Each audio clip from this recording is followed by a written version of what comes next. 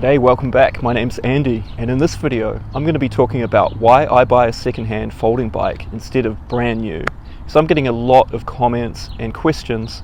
Why don't you show us high-tech, brand new folding bikes, new upgrades, modifications, e-bikes, that sort of thing?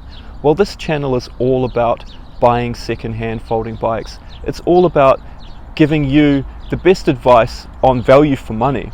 And in my opinion, the best value for money is in second-hand folding bikes. And there's a few reasons for that. The first one is pretty obvious. From my standpoint, I don't have a lot of money.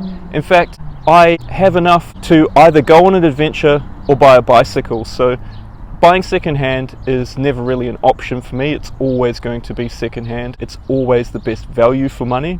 I can always get exactly what I'm looking for.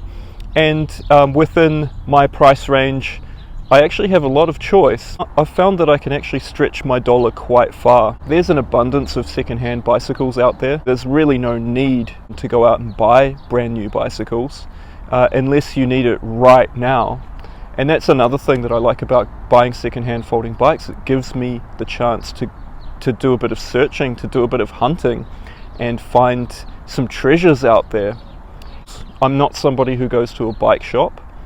I don't see the value in that. I would rather buy a bicycle that I can fix myself and then work on it myself. So when you see me talking about upgrades and modifications to folding bikes, I'm not talking about the top high-tech things that you can do to your bike, fancy things like adding e-bike upgrades and things to hold your phone. It's mostly just simple things that you can do to keep it roadworthy, keep yourself on the road, and keep yourself rolling onto the next adventure.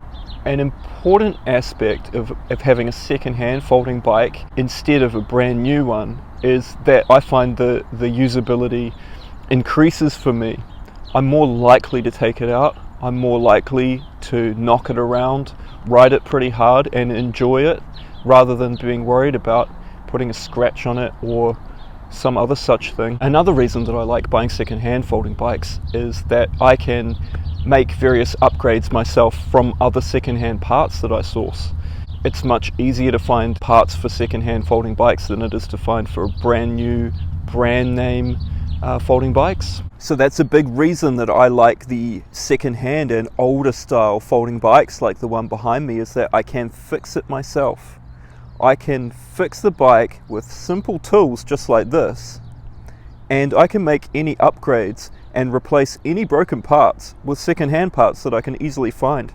These bikes usually just run the same type of parts that other basic older style bikes have. You can take brakes, brake levers, brake shoes, 20-inch wheels, tires, all this stuff off second-hand and wrecked bicycles.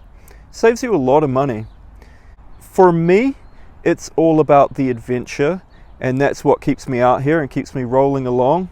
I just love it. I love being outdoors and I love just exploring and traveling. So if I can do more of that and I don't need to spend, several $1,000s on a brand new bicycle plus upgrades and all the rest, then I'm going to do it, because $2,000 will get me all the way to the other side of the world. Thanks a lot for watching another one of my folding bike videos. My name's Andy and you're watching Hobocyclist. If you want to support the channel, go ahead and hit the super thanks button down below. I really appreciate it. If you want to keep riding and living free, you know what to do.